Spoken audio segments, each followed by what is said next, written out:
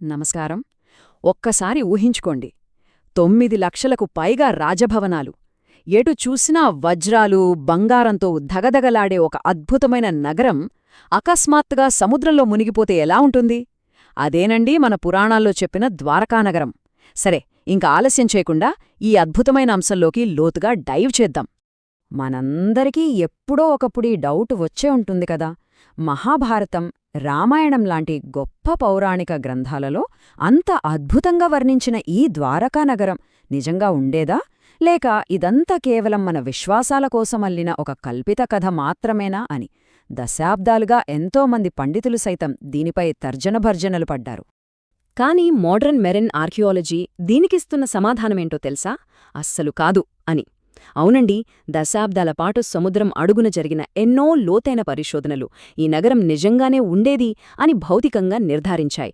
ఇది నిజంగా మన చరిత్రనే మలుపు తిప్పే ఒక అద్భుతమైన ఆవిష్కరణ. అసలు శాస్త్రవేత్తలు ఏమనుకుని వెతకడం మొదలుపెట్టారో అర్థం చేసుకోవాలంటే ముందుగా ద్వారక వెనుక ఉన్న ఆ పురాణ నేపథ్యమేంటో ఒక్కసారి షార్ట్గా చూద్దాం. పురాణాల ప్రకారం చూస్తే ఈ స్టోరీ ఎలా మొదలవుతుందంటే, కంసుని మామ అయిన జరాసంధుడి దాడుల నుండి ప్రజలను కాపాడటానికి శ్రీకృష్ణుడు వాళ్లని మధుర నుండి సముద్రతీరానికి తరలించాడు. ఆ తర్వాత సముద్రదేవుడిచ్చిన భూమిలో దేవశిల్పి విశ్వకర్మ ఒక స్వర్ణ నగరాన్ని నిర్మించాడు. అంతా బావుంది అనుకున్న టైంకి 36వ సంవత్సరంలో శ్రీకృష్ణుడి కుమారుడైన సాంబుడికి ఋషులు ఇచ్చిన ఇనుప ముసలం శాపం, అలాగే గాంధారి ఇచ్చిన శాపం వల్ల 37వ సంవత్సరంలో ఈ అద్భుత నగరం అకస్మాత్తుగా సముద్రంలో మునిగిపోయింది. మరి శతాబ్దాలుగా కేవలం గ్రంథాలకే పరిమితమైన ఈ కథను నిజం చెయ్యడానికి చరిత్రకారులు రియల్ వరల్డ్ డిటెక్టివ్లా మారి సముద్రం అడుగునా తమ అన్వేషణను ఎలా మొదలుపెట్టారో ఇప్పుడు చూద్దాం. ఈ అన్వేషణకు అసలు టర్నింగ్ పాయింట్ ఎక్కడ వచ్చిందంటే 1970లలో జామ్నగర్ ప్రభుత్వ రికార్డులో 6వ శతాబ్దానికి చెందిన సింహదిత్యుని రాగి పలకమొకటి బయటపడింది. ఇక్కడే సాక్షాత్తు శ్రీకృష్ణ భగవానుడు నివసించాడని ఆ పలకంపై స్పష్టంగా రాసి ఉంది.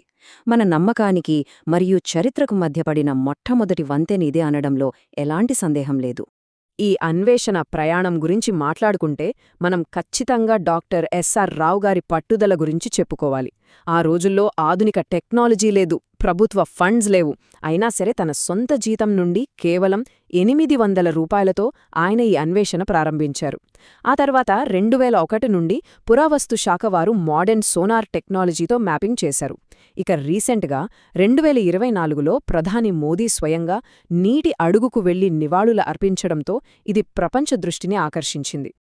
ఇక అసలైన ఘట్టం, పురాణాన్ని సైన్స్ ఎలా నిర్ధారించిందో చూద్దాం. ఇక్కడ అత్యంత ఆసక్తికరమైన విషయమేంటంటే, అరేబియా సముద్రం అడుగున దొరికిన తిరుగులేని భౌతిక ఆధారాలు. అక్కడ శాస్త్రవేత్తలకు దొరికిన ఒక మట్టిపాత్ర వయసు ఎంతో గెస్ చేయగలరా? అక్షరాల 9000 సంవత్సరాలు. అంటే ఇది మనం గొప్పగా చెప్పుకునే హరప్పా నాగరికత కంటే కూడా చాలా పురాతనమైంది. ఒక గొప్ప నాగరికత అక్కడ నిజంగానే వర్ధిల్లిందనడానికి ఇంతకు మించిన పక్కా సాక్ష్యం మరొకటి లేదు. నీటి అడుగున దాదాపు 30 మీటర్ల లోతులో ఏకంగా 550 మీటర్ల పొడవైన రాతి గోడ, 30కి పైగా భారీ స్తంభాలు దొరికాయి. అలాగే అప్పట్లో నౌకల నావిగేషన్ కోసం వాడిన 3 రంధ్రాలున్న రాతి లంగర్లు, ప్రాచీన చిహ్నాలతో ఉన్న టెరకోట ముద్రలు మరియు ఒక అద్భుతమైన మురుగునీటి పారుదల వ్యవస్థ, ఇవన్నీ బయటపడ్డాయి. అంటే పురాణాల్లో చెప్పినట్టుగానే అక్కడ ఒక పర్ఫెక్ట్ పోర్ట్ సిటీ ఉండి తీరింది అనడానికి ఇవే నిదర్శనాలు. సరే, ఏవో శిథిలాలు దొరికాయి కదా అని సైంటిస్టులు ఊరుకుంటారా? వాటిని కార్బన్ డేటింగ్, థర్మోల్యూమినెసెన్స్ లాంటి టెస్టులు చేశారు. అప్పుడు ఈ అవశేషాలు క్రీస్తుపూర్వం 1500 నుండి 3000 సంవత్సరాల నాటివని తేలింది. ఇదంతా ఎగ్జాక్ట్గా మహాభారతంలోని ద్వాపరయుగం నాటి కాలక్రమంతో సరిపోతోంది. అత్యాధునిక సోనార్ టెక్నాలజీ ఏకంగా 4000 చదరపు మీటర్ల శిథిలాలను మ్యాప్ చేసింది కూడా. ఇక్కడే మనకు ఒక పెద్ద ప్రశ్న ఎదురవుతుంది. ఒకవేళ ఈ నగరం నిజంగానే ఉంటే అసలంత అద్భుతమైన నగరాన్ని ఏది నాశనం చేసింది?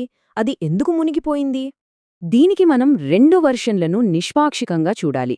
పురాణాల ప్రకారమైతే గాంధారి మరియు ఋషుల శాపం వల్ల యదువంశం తమలో తాము కొట్టుకొని నాశనమవ్వడం ఒక కారణం. కాని శాస్త్రవేత్తల థియరీ ప్రకారమేంటంటే క్రీస్తుపూర్వం 5000 సంవత్సరాల సమయంలో అకస్మాత్తుగా సముద్రమట్టం 25 మీటర్ల మేర పెరిగిపోయి భారీ సునామీలు రావడం వల్లే ఈ నగరం మునిగిపోయింది అని చెప్తున్నారు. అండ్ ఇది ఇంకో విషయాన్ని చాలా క్లియర్గా ఎక్స్ప్లెయిన్ చేస్తోంది. గ్లోబల్ జియోలాజికల్ డేటా ప్రకారం ఇది కేవలం ద్వారకకు మాత్రమే పరిమితమైన లోకల్ విపత్తు కాదు. సరిగ్గా అదే సమయంలో ప్రపంచవ్యాప్తంగా కరేబియన్ మరియు ఇండోనేషియా దీవులలో కూడా భారీ సునామీలు వచ్చాయట. అంటే శ్రీకృష్ణుడు భూమిని విడిచి వెళ్లిన సమయంలో ప్రపంచవ్యాప్తంగా ఒక భారీ ప్రకృతి విపత్తు జరిగిందని సైన్స్ కూడా స్పష్టంగా చెప్తోంది. మైండ్ బ్లోయింగ్ కదా. ఫైనల్గా ఈ విశ్లేషణ మనకు చెప్తున్నది ఒక్కటే: మన పురాతన గ్రంథాలు కేవలం చదివి వదిలేసే పిట్టకథలు కాము, అవి మన చరిత్రను వెతికే నిధిపటాలు. విశ్వాసానికి సైన్స్ తోడైతే కల్పనలు కాస్త కళ్లముందు వాస్తవాలుగా నిలుస్తాయి. ద్వారకా అయితే నిజమని తేలింది. మరి మనకు తెలియకుండా మహాసముద్రాల అడుగున లేదా భూమి పొరల్లో ఇంకెన్ని పురాణ రహస్యాలు వాస్తవాలుగా మారడానికి వేచిచూస్తున్నాయో కదా. మీరేమనుకుంటున్నారు? ఈ ఆసక్తికరమైన ఆలోచనతో ఈనాటి మన విశ్లేషణను ముగిద్దాం.